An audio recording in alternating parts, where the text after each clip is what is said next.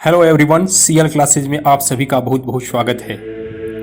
कहते हैं प्राचीन काल के भारतीय समाज में महिलाओं का स्थान पूजनीय था और वे सदियों तक गौरव पद की अधिकारिणी रही। और ऐसे बहुत से प्रमाण भी मिलते हैं जो ये साबित करते हैं कि भारतीय समाज में स्त्रियों का स्थान पुरुषों से कम नहीं था।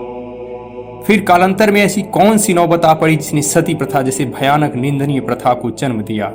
आखिर क्यों जिसे लोग कभी देवी कहते थे उनके साथ डायन जैसा व्यवहार होने लगा? आखिर क्यों जिन्हें हम कभी लक्ष्मी कहते थे आज उनके जन्म लेने में से घर में मातम छा जाती है? तो डियर फ्रेंड, आज के इस वीडियो सेशन में हम बात करेंगे इतिहास के उस पहलू की जिसने भारतीय समाज में महिलाओं के जीवन को अभिशाप बना दिया। तो देर न करते हुए चलिए शुरू करते हैं।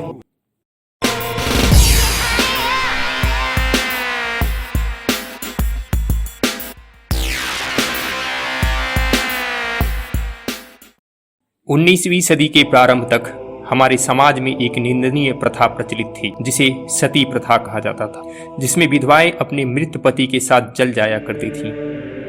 कुछ विधवाएं तो अपनी इच्छा से सती होती थीं, परंतु अधिकांश स्त्रियां अपने परिवार के कट व्यवहार से छुटकारा पाने के लिए अपने आप को अपने पति के मृत शरीर के साथ निसार कर देती थीं।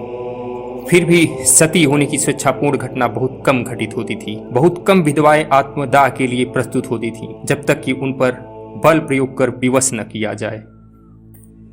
आधुनिक भारत के जनक राजा राममोहन राय ने अपने एक प्रार्थना पत्र में लिखा था कि जो स्त्रियां दुख से पहले उत्तेजना से भयभीत हो जाती थीं, उन्हें हरे बांस में बांध कर रखा जाता था जब तक कि अग्नि के ज्वाला में भस्म न हो जाएं। कुछ विधवाओं को तो अग्नि ज्वाला से भागते हुए उनके संबंधियों ने पुनः मृत्यु की शरण में अर्पित कर दिया करते थे। और इस तरह से आप अनुमान लगा सकते हैं कि सती की यह प्रथा कितनी भयानक थी। मान्यताओं के अनुसार सती प्रथा की शुरुआत माँ दुर्गा के सती के रूप के साथ हुई, जब उन्होंने अपने पति भगवान शिव की पिता दक्ष के द्वारा किए गए अपमान से क्षुब्ध होकर आत्मदाह कर लिया। लेकिन इतिहास गवाह है सती प्रथा की शुरुआत माँ दुर्गा से नहीं बल्कि मुस्लिम आक्रमणकारियों के हैवानियत से हुई, जिसका प्रमाण देती है चित्तौड़ की रानी पद्मावती, जिन्होंने 1303 ईस्वी में अपने पति के मृत्यु के बाद अलाउद्दीन खिलजी के हैवानियत से बचने के लिए खुद को आग के ज्वाला में झोंक दिया।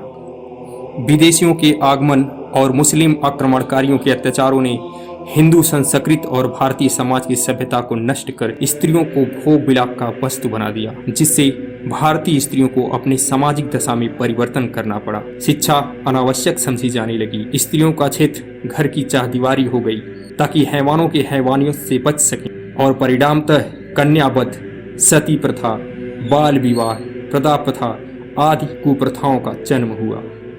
सती प्रथा को रोकने का प्रयास सबसे पहले मुगल बादशाहों ने किया, लेकिन उनका प्रयास असफल रहा। पुर्तगीज वायसराय अल्बुकर्क ने 1510 ईस्वी में सती प्रथा को बंद कर दिया था, लेकिन कंपनी सरकार ने इस पे विशेष ध्यान नहीं दिया क्योंकि उन्हें लोगों के विरोध का डर था।